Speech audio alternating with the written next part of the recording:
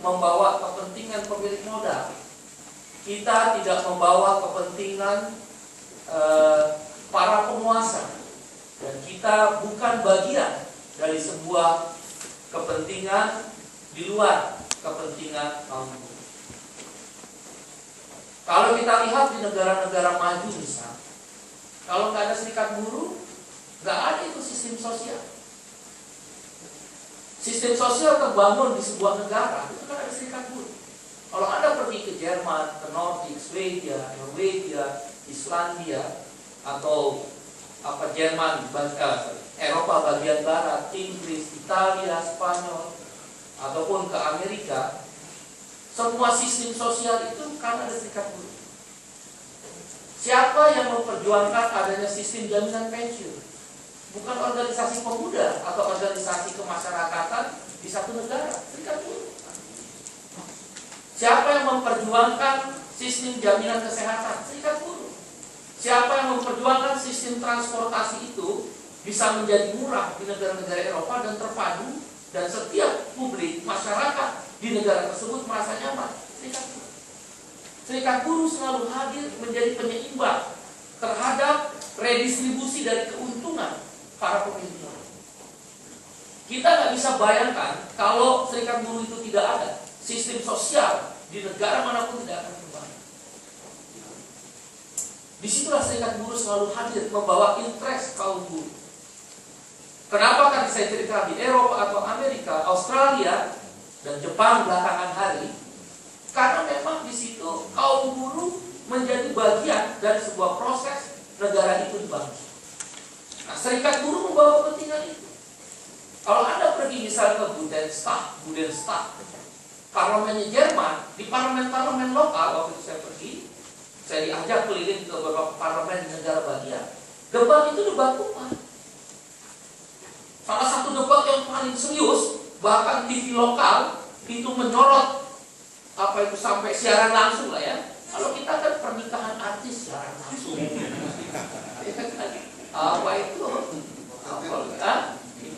Yang aneh-aneh lah siaran langsung.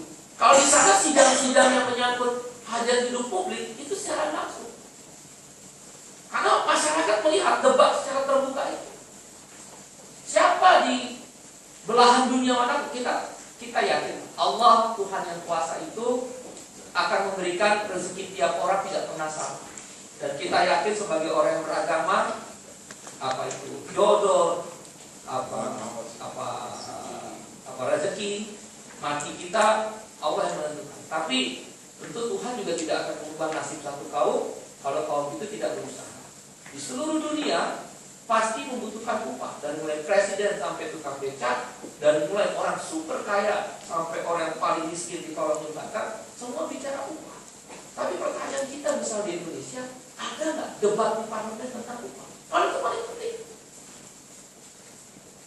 Upah itu paling penting. Anda bekerja semua di industri semen, apa yang Anda cari? Tanya presiden direktur Anda, gaji. Anda yang cleaning service, gaji. Anda yang produksi, gaji. Anda yang di maintenance, gaji, upah. Pertanyaannya kemudian, kenapa itu tidak menjadi penting dalam kebijakan ekonomi kita? Nggak ada itu debat-debat di parlemen itu tentang upah. Saya boleh klaim tanpa bermaksud menyombongkan diri, andaikan tidak ada serikat buruh, tidak ada redistribusi upah terhadap keuntungan perusahaan dan pertumbuhan ekonomi. Kalau keuntungan negara itu disebut pertumbuhan ekonomi kan, kelihatan. Kalau ada serikat buruh tidak ada. Saya ingat benar, dulu sekelas Toyota itu sekarang produsen 2 tahun yang lalu produsen otomotif terbesar di seluruh dunia, nomor 1. Sekarang kalah sama Volkswagen, PW. Dulu saya ingat benar Toyota 10 tahun atau 7 tahun yang lalu, kalau naik upah 75.000, 100.000. Padahal dia mampu naikin upah pada 10 tahun yang lalu mungkin 300 atau 400.000. 10 tahun yang lalu. Saya yakin Anda di industri semen pun paling top naiknya 200-300.000. Makanya di industri semen ada pemogokan besar kan. Pada zaman Bambang Pri, kemudian juga berikutnya ada, naik upahnya itu sangat signifikan. Kalau nggak ada serikat buruh nggak akan terjadi. 2012 orang tidak akan pernah bermimpi kaum buruh yang level menengah ke bawah di industri labor intensif. Kalau Anda kan di capital intensif, padat modal, di labor intensif, padat karya.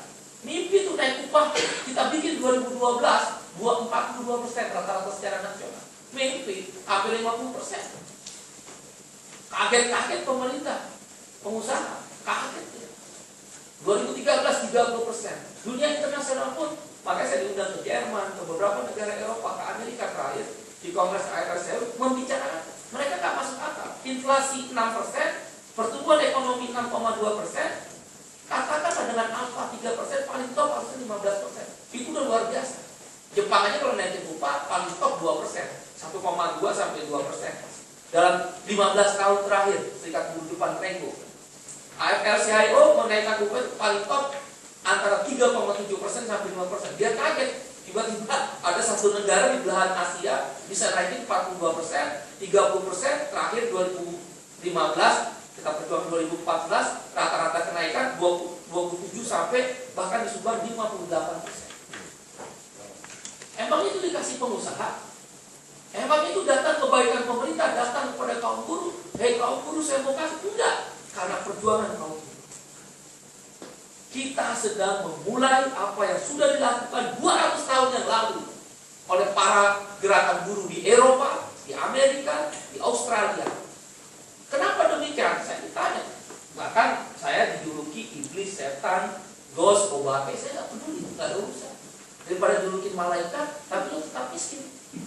Lebih baik dijulukin iblis kayak Manchester United, Red Devil, menang terus, papan atas terus kan. Bodoh amat ya. Yang penting kita sejahtera. Bahasa kasarnya gitu. Saya mungkin nggak apa-apa. Tuan-tuan menjuluki saya iblis, setan, monster. Yang penting berubah.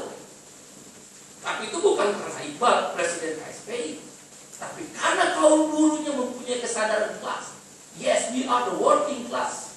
Kami adalah sebuah kelas yang harusnya menjadi penting dalam proses kebijakan di tingkat negara. Makanya serikat buruh di Eropa, Amerika, di Australia yang menjadi penting, central of the power. Memang ada partai-partai politik, tapi partai politik ada gula ada semua. Kelas buruh itu menjadi pertarungan. Para pemilik modal gabung di partai konservatif. Misal kalau di Jerman ada CDU, CSU, di Amerika ada Republikan, kalau di Australia partai konservatif, kalau di beberapa negara lain partai-partai agama, aliran agama atau konservatif. Di Inggris konservatif. Tapi kalangan buruh bergabung di partai yang sosial demokrat, atau partai demokrat di Amerika, atau partai buruh di Inggris dan di Australia. Menjadi penting. Dua kelas ini memang bertarung. Bertarung itu sistem ekonomi. Satu sistem yang percaya kepada mekanisme pasar, semua harga ditaruh dalam pasar, individualistik, dan tidak ada peran negara dalam bentuk subsidi. Satu kelas lagi yang menginginkan negara harus melindungi. Kaum buruh saat dia bekerja, mereka sadar mereka membayar pajak. Dengan pajak itulah negara bisa dibangun. Mereka sadar bahwa dengan pajak itulah pertumbuhan ekonomi bisa dikejar. Tapi kemudian mereka bilang, ketika kami kehilangan pekerjaan akibat uang, akibat sakit, akibat meninggal, maka negara harus bayarin kami. Maka sampai ada yang mereka perjuangkan unemployment insurance. Orang nganggur aja dibayar. Kan logikanya dari mana? Ya bayar. Waktu kita sakit kita bayar, kita kehilangan pendapatan, negara bayar kita. Di negara berkembang nggak ada. Yang ada begitu Anda ke sini pabrik semen kaya kan, dapat pesangon, terus nyekolahin anak kuat. Ya kan, anak menikah dikit, dia kan belum punya uang, Anda beliin rumah. Begitu Anda sakit, bengek, asma. Nggak ada itu orang-orang habis industri semen pergi berlibur ke Bali, nggak ada itu. Pergi berlibur ke Singapura, nggak ada. Nah, yang ada sakit bengek, asma. Uang udah habis buat pendidikan anak. Anaknya belum tentu kerja di Indosemen, belum tentu kerja di Holcim, ya kan? Anaknya kerja entah di mana dan baru lulus, belum punya rumah. Sebagai seorang ayah atau seorang ibu, tentu kita ingin anak kita jangan terlalu terlunta-lunta kita beli rumah. Dia baru kerja nggak bisa beli rumah. Sarjana sekarang masuk kerja berapa coba? Paling top 3,5 juta. Rumah tipe 21 berapa harga sekarang? Di Bogor berapa harga di Bogor? 120 juta. Uang muka 30%, 35 juta. Dari mana nih duit? Jadi 3,5 juta. Maka pesanan Anda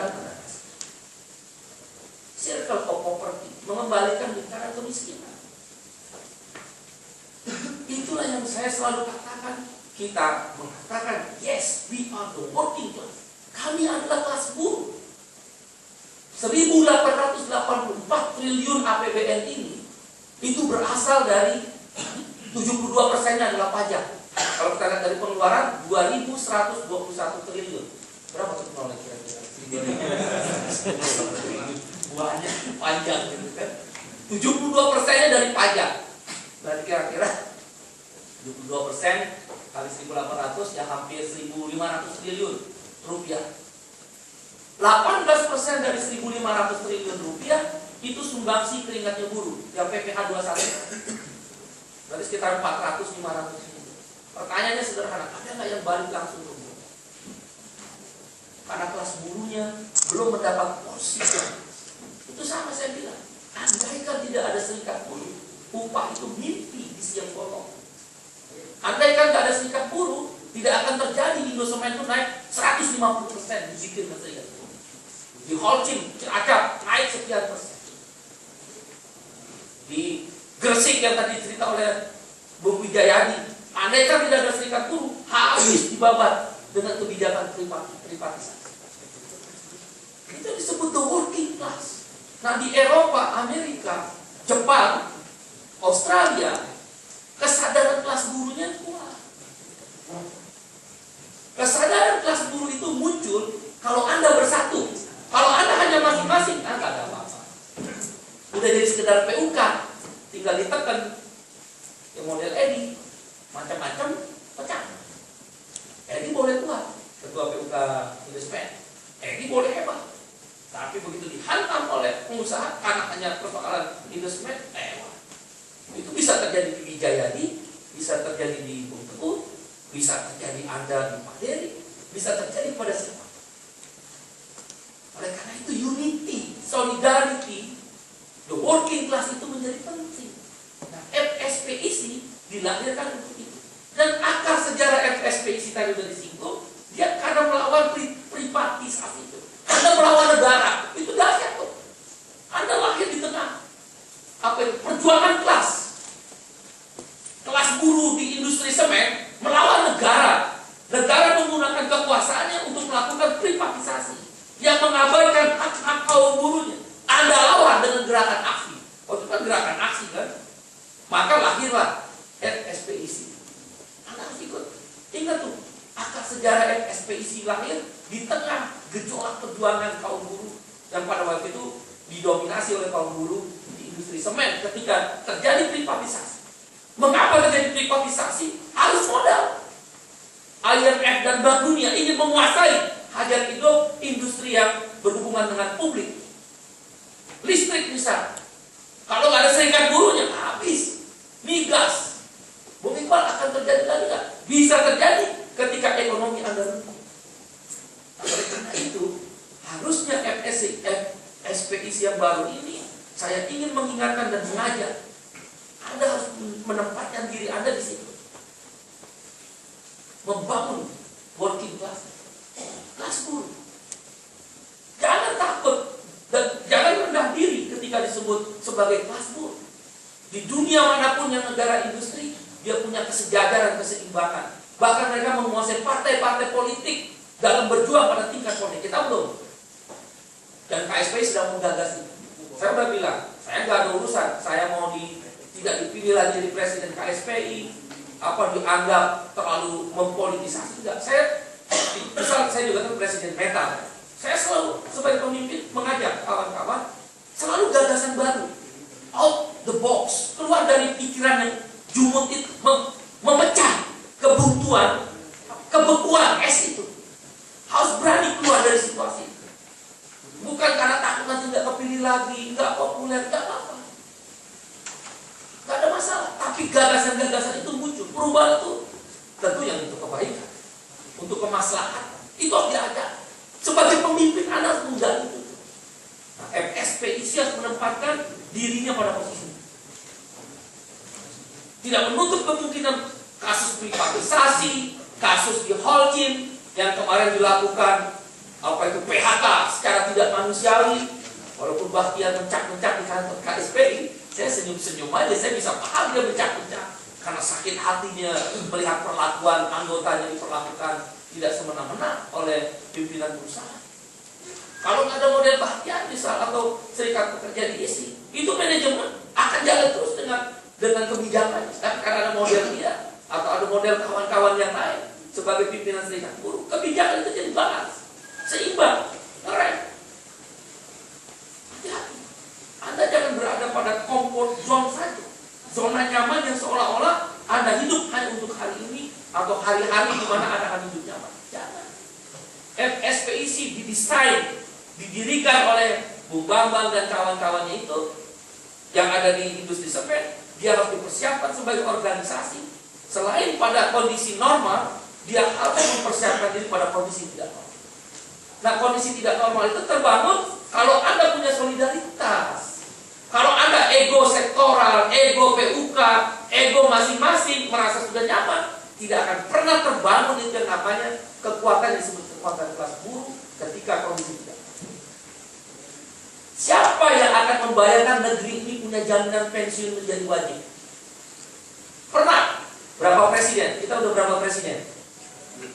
Berapa? 7 presiden. Pernah presiden pidato secara terbuka, kami akan memberikan jaminan kesehatan seluruh rakyat. Ada? Tidak ada. Kelas buruh turun termasuk isi bersama KSPI, membentuk komite aksi jaminan sosial. Kita berjuang, lahirlah undang-undang BPJS.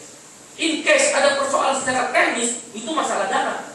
Tapi roh daripada undang-undangnya, seluruh rakyat harus dijamin kesehatan seumur hidup, semua penyakit, unlimited biaya. Baca undang-undang. In case sekarang ada persoalan, itu persoalan tentang anggaran. Yang penting ada dulu ruang undang-undang. Siapa yang memperjuangkan itu? Kelas buruh untuk apa? Siapa yang membayangkan dulu hampir Republik ini berdiri 65 tahun, 0,05% buruh yang punya jaminan pensiun. 99,95% buruh tidak punya jaminan pensiun. Dia bekerja hanya untuk jadi miskin karena nggak ada jaminan pensiun. Kenapa begitu, Bung Iqbal? Coba Anda lihat di luar industri semen. Orang kerja kredit motor. Bukan berarti, sekarang saya bilang, Bung Iqbal harusnya berterima kasih dong. Musa ngomong sama dua orang menteri dalam satu diskusi informal. Terima kasih. Saya kelamaan ya? Berapa menit lagi? Bisa 5 jam nih. Ya, beberapa menit lagi lah. Mereka bilang, ada terima kasih dong. Biar itu buru-buru udah punya motor, udah bisa makan. Oh, saya marah begitu.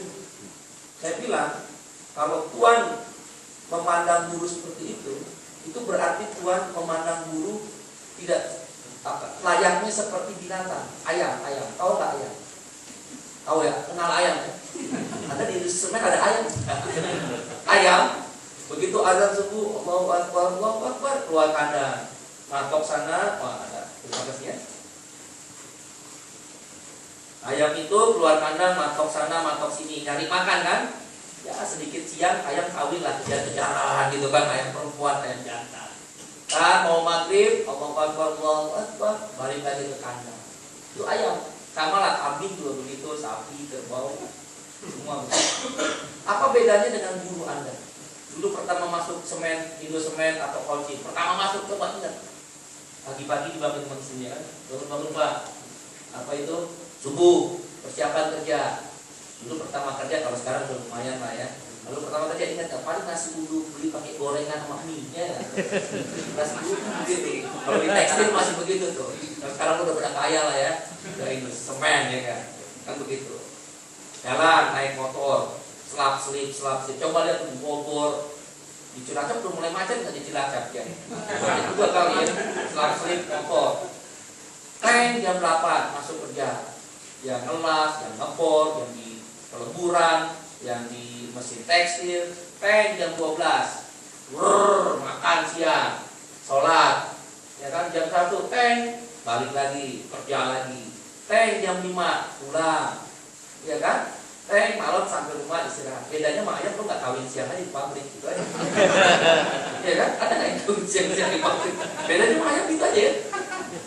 Saya bilang sama pengusaha itu, kalau kamu pikir kamu memaki kaum buruh hanya karena kamu kasih makan, seolah-olah kamu sudah berbaik hati pada kami. Kamu menganggap kami binatang, pasti saya lawan. Itu yang membuat saya keras. Saya terkenal keras sama mereka, nggak ada kompromi. Saya hanya berkompromi ketika dia membuka hatinya untuk kesejahteraan.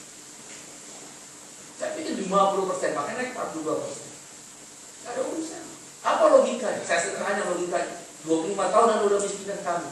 Saatnya kami meminta dan berbagi terhadap kantong kanan kamu bagi ke saya, ke kami, kantong kiri baru kamu kasih. 25 tahun kita bikin miskin. Ya, terus punya motor. Saya bilang, andai kan ada seperti itu yang udah pernah ke Eropa mungkin ya, enak kan? Pakai satu karcis bisa ke Swiss lah.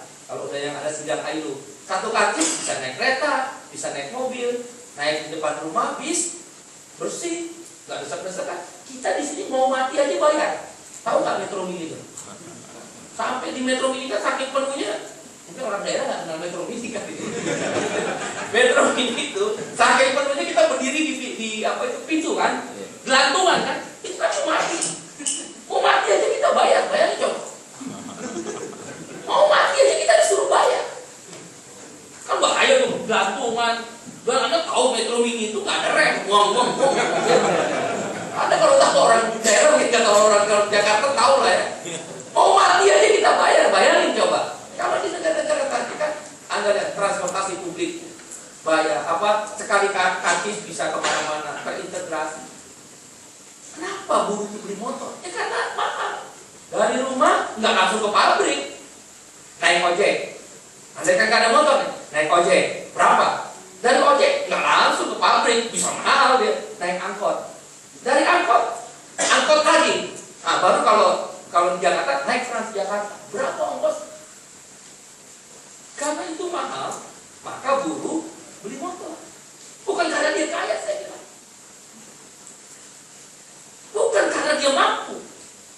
Dia beli motor. Mana enak naik motor? Saya udah rasain masuk angin. Kehujanannya nggak? Mana? Ya kalau Anda masih karisma, kalau Anda masih waktu mah enak. Coba kalau udah kerja batuk, bangnya kelas mana? Mereka beli itu karena mereka nggak mampu untuk membayar transportasi yang harusnya menjadi tanggung jawab negara. Maka dia beli motor. Terus yang saya bilang tadi, setelah dia lunas motor, pensiun, anaknya datang. Pak, harus sekolah, harus kuliah. Nggak mungkin dong sebagai bapak Anda bilang, udahlah nggak usah kuliah lah. Ngapain capek-capek tuh bapak orang gila tuh kayak begitu. Orang masih kecil tuh kalau ada ayah kayak begitu atau ibu, pasti kan kita bilang, wah nggak punya uang, ada motor, jual motor. Terus berarti Anda kerja buat apa? Kalau kemiskinan, sadarkah saudara, kita bekerja untuk miskin. Dulu kalau kita ke Pantai Kuta 10 atau 15 tahun yang lalu, kita jarang lihat orang Cina, rata-rata orang bule, Australia, orang Eropa. Ada belakangan orang Jepang. Kenapa nggak ada orang Cina? Maksudnya orang Cina sana, Cina aslinya, RRC. Kenapa nggak ada? Karena Cina belum begitu maju. Hari ini kalau ke Pantai Kuta, semua turis orang-orang tua itu orang Cina. Kenapa? Kalau Anda tanya mereka adalah buruh Cina. Jadi pemerintah Cina, pengusaha Cina membuat buruh sejahtera di hari tuanya bisa melancong. Coba lu periksa di Pantai Kuta, di Pantai Sanur, di Wakatobi, di Raja Ampat, ada nggak kira-kira orang tua Indonesia buruhnya? Ada nggak? Ada nggak kira-kira? Kasih bilang asmat, yang rambut-rambut putih udah persiapan. Ada nggak? Ada, tapi biasanya level-level kelas menengah atas. Jadi kita kerja untuk miskin, sadar nggak kamu? Dan jangan sombong. Ya, baru kemarin di aspek ini white collar banyak kan, Indosat, Telkom, jangan sombong. Sadarkah kamu upah yang kamu dapatkan tinggi itu ada perjuangan kelas bawah. Kalau upah minimum naiknya cuma 75.000, saya yakin dan percaya kamu paling top naiknya 250.000. Udah 4 kali ya. 250 sampai 3.000 udah 4 kali. Tapi karena naik upahnya kita berjuang, yang orang-orang kecil itu sampai aksi massa, mogok nasional, naik upah jadi 500.000, maka kamu naik upahnya 3 juta 4. Kamu dapatkan keuntungan itu dari keringat dan pertaruhan nyawanya orang-orang kecil. Kamu harus sadar, seharusnya sebagai kelas menengah, kamu datang ke orang kecil itu, ikut memperkuat barisan perjuangan itu. Bukan duduk nyaman dalam zona comfort zone yang seolah-olah kamu dapatkan itu dengan kamu berdiam diri. Semua proses itu dalam sunatullah, hukum alam kita sebut, atau sunatullah hukum Allah itu, ada mata rantai yang selalu berputar. Itulah yang disebut the working class. Makanya MN di Belanda bikin film KSP itu. Kebetulan aktor utamanya saya, jadi kenal juga sih. Presiden KSPI ya kan, ganteng pinter.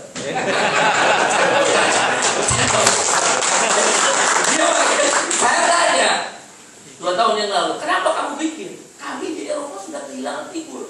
Kelas buruh itu udah nyaman, nganggur aja dibayar, upah di atas rata-rata, rumah udah punya. Begitu ada terjadi krisis ekonomi, sekelas Nokia di Finlandia itu ditutup, itu perusahaan raksasa. Siemens mengurangi karyawannya, General Motor, General Electric di Amerika, baru mereka sadar bahwa kelas buruh itu sudah kehilangan roh perjuangan. Maka mereka bilang, mereka aneh melihat Indonesia. Indonesia itu tokoh. Indonesia sangat menjadi role model.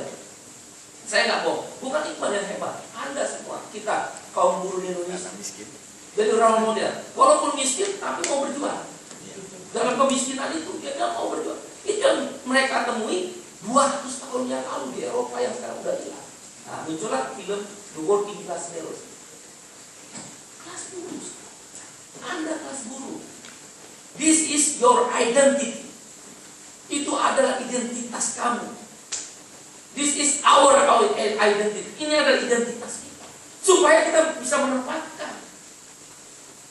Kita tidak komunis seperti yang diajarkan oleh Lenin, Stalin, tapi Marx itu tidak komunis. Dia menjelaskan the Das Kapitalnya dalam buku Das Kapitalnya. Dia menjelaskan bahwa kamu sebagai kaum buruh punya peran penting dalam sebuah proses produksi. Ini air. Saya sudah pernah cerita. Kalau air itu di Cidahu, Sukabumi sana, air aqua ini tidak bermakna. Buat MCK, nanti cuci kakus. Begitu masuk pabrik, ada buruh, terjadi ozonisasi, kemudian biji plastik yang di bawah tanah yang nggak ada nilainya dijadikan botol oleh buruh di pabrik, maka 1 botol aqua ini bernilai 3.000. Dari air Cidahu yang tidak ada nilai bernilai 3.000, kata Marx, karena ada buruh. Disitulah harus ada redistribusi terhadap keuntungan itu Marx. Dia ngajarin itu sebenarnya. Cuma waktu zaman Marx lahir dan Friedrich Engels itu kan kekuasaan itu di tangan raja-raja dan tuan tanah yang menggunakan pendeta, yang memang kebetulan waktu itu kan Kristen Eropa. Menggunakan pendeta bilangnya begini sama kaum buruh, udahlah terima kasih, bersyukur udah punya kerjaan. Ya, ingat nggak ibu-ibu kita yang orang Jawa terutama, udahlah le, sing syukur sudah dapat kerjaan, jangan macam-macam, ingat nggak doktrin itu. Nah dulu kaum gereja itu pendeta-pendeta bilang, tenang, terima kasih sama Tuhan. Walaupun keluar dari pertambangan muka hitam kayak lutung gitu, terima kasih. Kata Mas, kalau gitu kita nggak perlu Tuhan. Tidak mungkin Tuhan menyuruh kita untuk tetap dalam kemiskinan. Mas mengatakan miskin itu bukan sebuah pilihan. Ya dalam Islam, agama yang saya pahami, itu jelas. Miskin adalah bukan sebuah pilihan. Jadi buat apa? Itulah maka Marx mengatakan agama itu candu. Maksudnya karena pengaruh pendeta itu yang suruh terima kasih untuk memproteksi tuan tanah dan para kaisar. Nah, dalam teori itulah kemudian termasuk Mandiloknya Tan Malaka, atau kalau di Indonesia itu sosialisme Islamnya Kos Cokro Aminoto. Kelas buruh itu adalah kelas penentu. Anda bukan pembantu. Kalau Anda baca buku saya itu ada. Oh Anda belum, harusnya saya kasih ya. Ntar saya kasih dia buku Jayadi. Yang lain harus beli, enak aja. Kan orang kaya ya, industri semen ya. Ininya aja di Wisma Dolken ya, makanan enak. Gitu. Ya, Nah, saya tulis di buku itu, saya ingin membangkitkan kelas itu. Tapi bukan yang dibilang Marx kemudian karena dia bencinya dengan kalangan gereja dan para pendeta yang memproteksi tuan tanah, maka Marx mengatakan merebut kekuasaan aset-aset produksi. Kalau kita tidak, tentu kita berdiskusi, berdialog, bernegosiasi, dan kita tidak mentabukan untuk melakukan aksi. Itulah di KSPI mengenal strategi dari pabrik ke publik. Isu-isu pabrik selalu berasal dari isu publik. Keputusan upah itu diputuskan oleh gubernur. Gubernur adalah pejabat publik. Keputusan jaminan pensiun bukan di PKB, dia di undang-undang. Maka di publik juga harus kita diskusikan. Keputusan sistem jaminan kesehatan bukan sekedar hanya kita diskusikan di PKB di tingkat pabrik. Dia juga berasal dari keputusan undang-undang yang didiskusikan di parlemen. Dari pabrik ke publik. Strategi kedua kita mengenal di KSPI konsep lobby aksi. Kalau di SPSI konsep lobby. Bikin konsep lobby. Kalau bikin konsep lobby nggak didengerin dari dulu. Miskin terus, upah murah, jaminan kesehatan nggak jelas, jaminan pensiun 25 tahun nggak pernah ada. Nah, kita menggunakan kekuatan aksi. Karena kekuatan aksi itu menjadi juga daya tekan terhadap sistem yang jumut, terhadap sistem yang membeku. Kebekuan harus dicairkan. Nah, disitulah kehadiran kelas. Karena itu dalam rapat kerja nasional ini, saya berharap DPN di bawah pimpinan Bu Wijayadi, Bung Yamin, dan seluruh Anda yang hadir pada hari ini, termasuk ada ketua-ketua PUK, di PUK besar, ada Indosemen, ada Holcim, ada Padang, ada Lapas, dan lain sebagainya. Anda mendiskusikan, menempatkan SPIC sebagai alat perjuangan kelas untuk meningkatkan daya tawar. Ya. Jangan melupakan persatuan, solidaritas, dan unity. Itu harus dibangun. Ya Anda nggak bisa melakukan itu, kantor aja nggak ada. Bayangin coba. Halo, insya Allah rakernas di sana. Saya mau ngirim surat aja bingung, alamatnya kemana ya? Nggak taunya di tas pengurus ketuanya ya. Berbahaya ini, saya yakin enggak. Alamatnya kan itu mulai dari situ kantornya, ada stafnya, ada administrasinya. Dan saya berharap yang kedua SDM-nya mulai dilakukan. Pelatihan-pelatihan yang dilakukan oleh KSPI Anda hadir. Di situ ada transformasi saling pengetahuan. Ya, saling berbagi cerita. Dari bank akan bercerita, dari semen akan bercerita, dari otomotif akan bercerita, dan yang paling rendah di labor intensif pada karya teman-teman kita di garment, di sepatu pun akan bercerita. Itu jangan eksklusivisme itu dibangun, jangan. Ini perjuangan keras. Ini perjuangan. Ini sebagai contoh lagi sebelum saya akhiri. Indonesia secara ekonomi tumbuh. Ini saya ngomong di mana-mana. Saya lawan itu tentang PHK itu. Memang benar PHK terjadi di mana-mana. Dan ini mengancam semua industri. Saya dengar tadi misal dari Bung Babang, pemerintah sudah memutuskan menurunkan harga semen 3.000. Kalau keuntungan Anda profit margin kurang, pasti rasionalisasi. Efeknya akan sampai ke sana juga pada satu titik. Ekonomi tumbuh 2012 sekitar 6,0%, 2013 6,1%, 2014 6,3%. 2014 Indonesia nomor 2 pertumbuhan ekonomi di dunia setelah Cina, nomor 2. Makanya waktu itu Pak SBY selalu menjadi pembicara kunci, keynote speaker dalam forum-forum dunia, di World Economic Forum, di PBB, forum-forum dunia ekonomi, G20, G7 itu Pak SBY itu karena orang bingung, Indonesia menjadi nomor 2 setelah Cina. Negeri ini bukan lagi negeri yang miskin, saudara. Negeri ini sangat kaya, nomor 10 terkaya di dunia. Di bawah sedikit United Kingdom. Nomor 1 masih Amerika, Cina, Jerman. Mungkin Cina akan menggantikan Amerika, atau bisa jadi Jerman. Kita terkaya nomor 10. Investment grade kita 1 tahun yang lalu triple A minus. Malaysia seujung kuku Indonesia, saudara. APBN Malaysia itu nggak ada 1/10-nya APBN Indonesia. Kaya ini negeri. Singapura kecil, kita nomor 10 terkaya di dunia. GDP kita, PDB, purchasing power parity-nya, daya beli masyarakatnya itu nomor 10 di dunia. Singapura nggak ada apa-apa. Thailand, ambles. Kita lawan itu kalau di Asia kalah dengan Jepang dan India.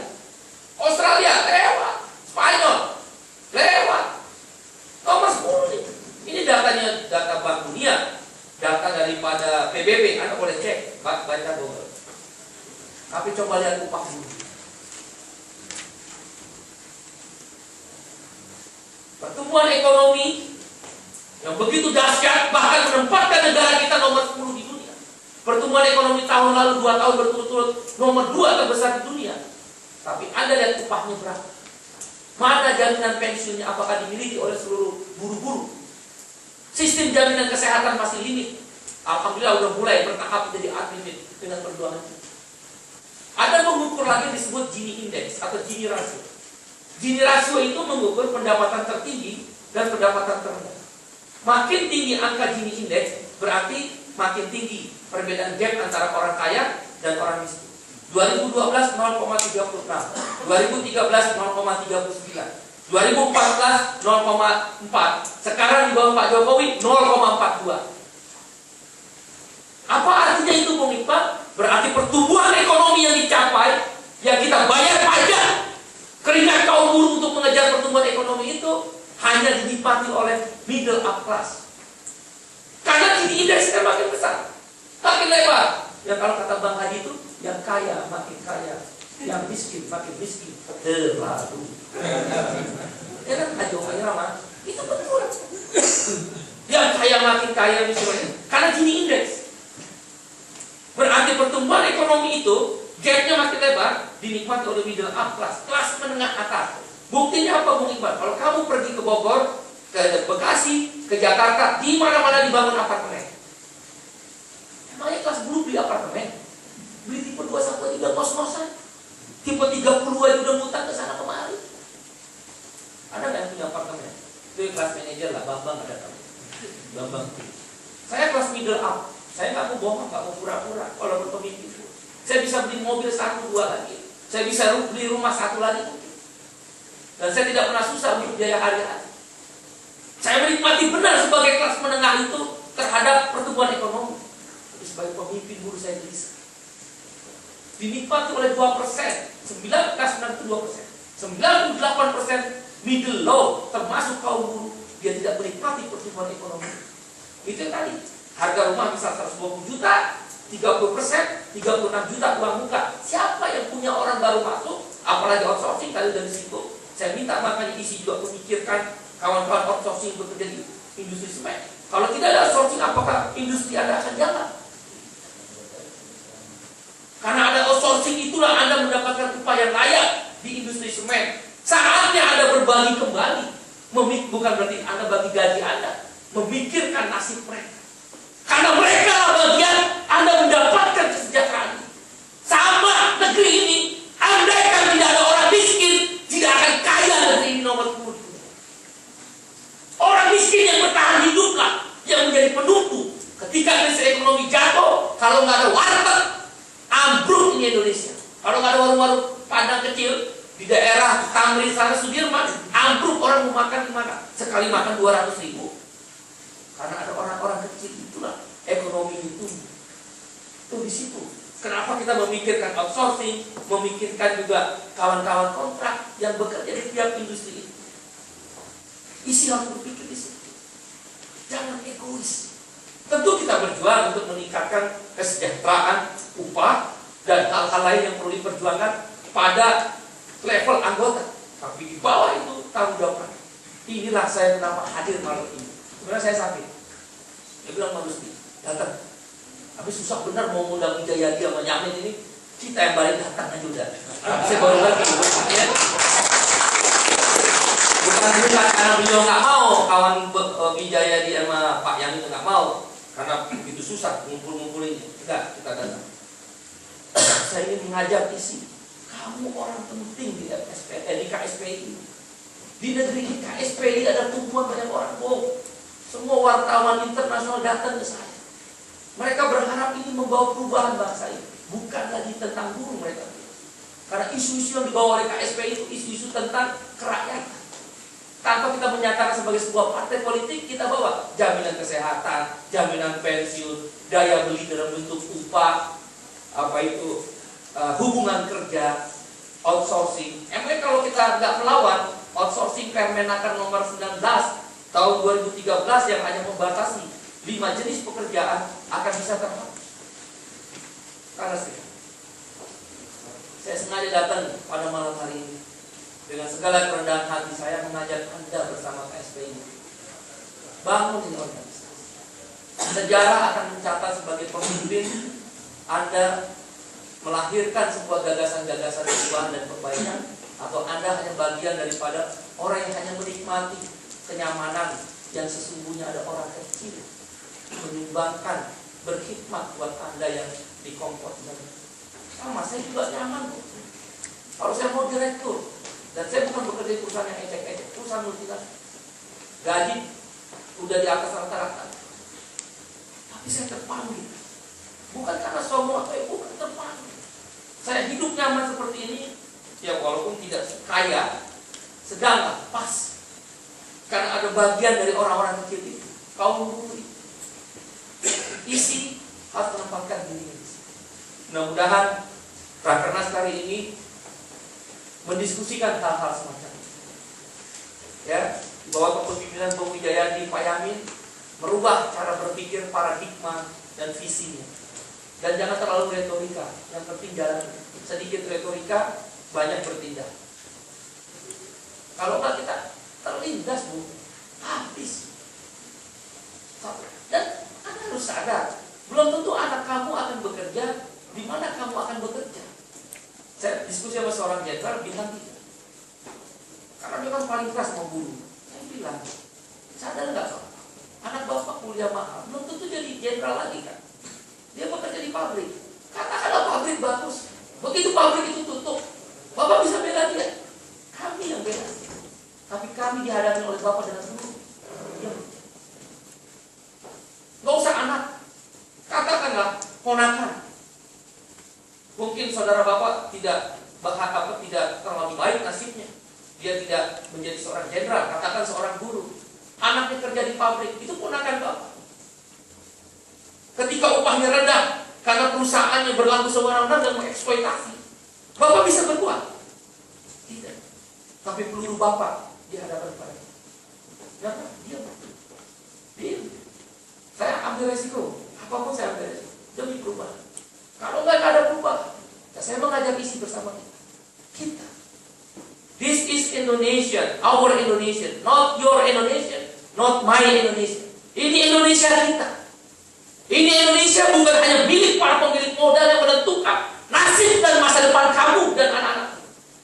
Kita harus ikut menentukan. Maka ketika kita bekerja, kita minta upah yang layak, kesejahteraan yang layak, jaminan pensiun, jaminan kesehatan. Ketika kamu cacat lah misal, karena terpotong tanganmu, perusahaan tidak akan terus-menerus memberikan kamu upah dan kesejahteraan yang layak. Disitulah kita bikin undang-undang. Disitulah kita datang ke parlemen. Disitulah kita turun ke jalan. Kita suarakan kepentingan-kepentingan itu. This is our Indonesia. Ini Indonesia kita. Bukan Indonesia para pejabat saja. Bukan Indonesia para pemilik modal saja. Ini Indonesia kita. Isi harus menjadi bagian itu. Kamu sudah dikasih suasana yang lebih nyaman. Tapi buktinya nggak nyaman juga begitu dipecat. Karena nggak dibutuhin, berontak juga. Ada kan kasus di Ocin. Anda baru terasa di situ kan, bahwa pemilik modal kalau keluar taringnya aslinya, habis kita. Disitulah isi harus hadir. Semoga Rakernas ini memberikan manfaat. Mohon maaf apabila ada kata-kata yang tidak berkenan. Dan saya minta setelah ini Bung Wijay, Bung Yamin, ada yang aktif di KSPI, kirim orang, ya kan? Saya tidak menutup kemungkinan satu bisa duduk lagi di Dewan Eksekutif Nasional, karena saya rasa Bung Edi bisa menjadi jembatan lagi untuk kawan-kawan isi. Saya rasa bisa kita buka ruang itu untuk urus itu. Dan di Majelis Nasional, teman-teman kirim 2 orang, mungkin bisa digantikan yang kurang aktif. Di departemen-departemen berkontribusi, saudara. Dalam agama kita juga kan begitu. Fa inna ma'al usri yusra, inna ma'al usri yusra. Di dalam sebuah kesulitan pasti ada kemudahan. Itu janji Tuhan, janji Allah kepada kita manusia. Tuhan tuh berjanji kepada hamba-hambanya, ciptaannya. Kalau kamu sulit, pasti akan kasih kemudahan. Dan diulang, wa inna ma'al usri yusra. Di 2 kesulitan, di 1 Di dua kesulitan ada satu kemudahan. Itu jadi itu. Tergantung kita mau nggak bersama-sama untuk memperbaiki nasib para kaum. Dan suatu ketika kelas buruh ikut berkuasa di negeri. Ini sebuah proses. Mudah-mudahan, ya dong. Coba Anda lihat pertarungan di mana ada debat-debat upah minimum, debat jaminan sosial itu karena kita tekan. Padahal itu kita cari debat pendidikan misalnya. Saya mau masuk lagi nanti strata di pendidikan, gratis. Ada nggak Bung Iqbal? Ada, ini negeri kaya banget. 2025 diprediksi menjadi negara terkaya nomor 7. Walaupun sekarang ekonomi melambat, makanya tetap saya bilang naikkan upah 22%. Kaget dia. Lagi PHK, ini kan walaupun melambat tapi masih ada 4,67% pertumbuhan ekonomi. Kalaupun ada yang PHK itu di sektor pertambangan karena yang karyawan kontrak dan outsourcing, komoditas lagi ambruk. Komoditas kan naik lagi. Karena saya bertanya, oke kita ngalah, naik upah rendah. Begitu komoditas naik, pertumbuhan ekonomi naik, kamu mau kasih kita nggak naik 50%? Karakter pengusaha enggak, lagi susah kasih dikit, lagi banyak kasihnya dikit juga. Karakternya kan begitu, maka saya lawan. Kalau nggak ada yang lawan, siapa yang melawan? Udah sering Bung. Terakhir mogok nasional kan yang sekarang Kapolri itu bilang, tangkap Iqbal. Ada 2 jenderal lagi ngasih tahu. Dan bilang sama Pak Badrul di Maghrib, wah Kapolri, kalau Iqbal ditangkap terus Bapak aja nggak, kalau kita nggak ikut-ikut, nggak berarti tidak ada. Sama anak-anak kan, Iqbal ditangkap rusuh di seluruh Indonesia, internasional turun. Padahal nggak ada juga. Wah itu kan begitu pemimpin buruh. Bismillahirrahmanirrahim. Ya saya juga banyak dosa Bu, sama istri sama keluarga tukang garam juga ya. Iya Anda juga sama lah. Banyak dosa. Tapi kita berusaha untuk bertobat, memperbaiki dosa kesalahan dan terus begitu. Semoga ya Bung Wijay, Pak Yamin, kawan-kawan. Saya mau tanya, siap berjuang? Siap. Terima kasih kawan-kawan. Kita bersama-sama dan saya berharap setelah ini Rakernas ada yang aktif lah Bung Wijay ya. Dan harus ada kantor. Ya, harus sehat, kalau nggak sehat itu nggak sehat. Harus ada kantor. Kan uangnya ada, iuran jalan kan? Disitulah berintegrasi. Dan saya minta harus ada aktif. Apakah ini departemen pengupahan? Karena nanti di upah sektoral semen kita bikin. Kan belum ada upah sektoral semen. Kalau Anda nggak aktif, dari mana kita mendapatkan informasi itu? Ya kan? Kita butuh itu. Ya kan? Begitu pula misal nanti tentang yang kita mau lagi perjuangkan adalah sistem jaminan pensiun sektoral. Gimana nih? Jangan sampai nanti walaupun sudah ada undang-undang pensiun yang aneh itu, undang-undangnya jelas, tapi PP-nya. Masa orang 15 tahun lagi dengan iuran 3%, pensiunnya 300.000. Ngawur ini negeri. Keparat kalau bangsa saya, jangan. Dia bikin pensiun ada, tapi untuk memiskinkan kita. 15 tahun lagi 300.000, hidup nggak kira-kira? 15 tahun lagi 300.000. Asal hidup. Hah? Asal hidup. Nggak hidup juga Pak, mati itu. Mati pelan-pelan kalau itu Pak. Ngutang terus, misal ini 15 tahun lagi kita pensiun 300.000. Kenapa saya bilang mati pelan-pelan? Anda pasti ngutang. Dikejar orang, stroke. Udah pensiun, mati pelan-pelan. Isias memberikan kontribusi itu tahu. Model pensiun yang bagaimana? Ya, semoga sekali lagi kami menunggu dan terima kasih teman-teman telah mengundang saya, Bung Wijay, Pak Yamin dan seluruh kawan-kawan yang hadir hari ini. Bagi saya, isi adalah bagian terpenting di KSPI. Bung Bambang Pri, Presiden isi pertama, isi pertama adalah pendiri KSPI. Kita sama-sama waktu itu Pak Saiful, ya kan? Waktu itu masih cap awal-awalnya. Anda menjadi kontributor utama di organisasi. Saya jujur aja tuh, ingin menjadikan di organisasi KSPI, walaupun orang bilang saya keras kepala, bahkan kawan-kawan pun senior, Iqbal itu kepala batu. Saya kalau udah prinsip, udah nyentuh buruh, memang saya nggak akan nunduk, apapun resikonya. Tapi kalau udah dikasih kemenangan terus, saya nggak akan nunduk. Terlalu lama kita miskin. Ibu yang menunggu suaminya pulang. Saya ingat malah waktu saya pertama kali kerja di Pas. Saya datang ke rumah karyawan saya. Saya tanya istri, nunggu suaminya pulang karena nggak ada uang untuk beli susu. Nah kita alami, masa terus-terusan nih. Sekarang kalau Anda tanya karyawan outsourcing, coba tanya Pak, biar hati. Kan Nabi itu selalu bilang kan, saya rasa agama manapun sama ya. Dia mengajarkan, lihatlah ke bawah. Kalau tentang harta, lihatlah ke atas kalau tentang itu sebenarnya kan ngajarin hati kita ya. Ketika kamu datang misal ke rumah orang outsourcing yang bekerja di perusahaan kamu lah, di Holcim kah, di semen kah, di lapas kah, tanya rumahnya di mana, terus tanya sama istrinya di mana. Kalau itu terjadi pada anakmu nanti ketika dewasa, gimana perasaan? Itu panggilan. Kalau kan saya selalu bilang, kalau kamu sekarang pergi ke UI misal di Depok sana, masuk ke fakultas psikologi, UI kan luasnya putar, keliling luas itu, ketemu fakultas hukum, semua tempat parkir di UI itu diisi oleh mobil. Ada 1-2 mobil. Dulu tahun 91 saya kerja di kuliah di UI, itu rata-rata kalaupun ada sepeda motor jarang, paling naik bus kuning lah istilah kita itu. Masih ada lah sepeda-sepeda. Itu tandanya di UI itu sekarang diisi oleh kelas menengah atas, kan punya mobil. Nah, mungkin orang miskin gaji 2,7 juta punya mobil, mukanya udah kusut, mau gimana dia beli? Mikir nasib matanya aja. Kalau kamu pergi ke ITB tuh, di depan Masjid Salman, sepanjang ITB mobil semua. Dulu kalau Anda tahun 80-an, 90-an, wah itu masih asli beca. Itu artinya di ITB.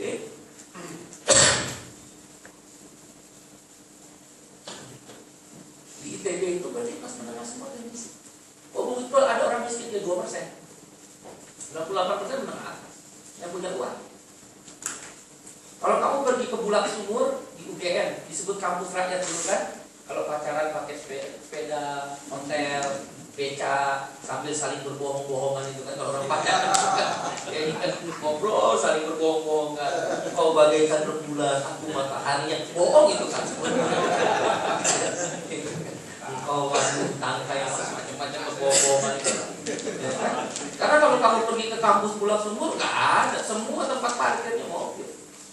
Apakah karena kamu anakmu lahir dari perut seorang ibunya guru, bapak dan ayahnya guru, kemudian anaknya itu tidak punya kesempatan untuk menjadi sekolah yang terbaik? Semua kampus-kampus di negeri yang terbaik, kampus terbaik di negeri ini semua diisi oleh kalangan menengah atas. Semua universitas terbaik di negeri ini diisi oleh kalangan menengah atas. Saya tidak mengajarkan kebencian tentang orang kaya atau menengah atas. Kita hanya berdiskusi tentang rasa keadilan. Kamu boleh punya rumah yang mewah sebagai pengusaha, kamu boleh punya apartemen di Wellington, di London, di Kuala Lumpur, di Singapura. Rumahmu boleh beralaskan emas, kadang-kadang beberapa tangkai daripada pintunya. Kamu boleh tidur dengan nyaman di kasur-kasur yang bagus. Kamu boleh punya Rubicon, punya Hammer, punya Mercy seri 500 yang harga 2-3 miliar mobil itu. Yang kami persoalkan kaum buruh itu adalah pada saat bersamaan, jangan kamu miskinkan kami.